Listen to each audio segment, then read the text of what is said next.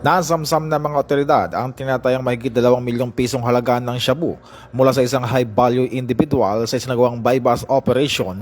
Kinilala ang suspect ni si alias Muki, 38 anyos, residente ng barangay Punda Dalipe, na tinaguri ang high-value individual.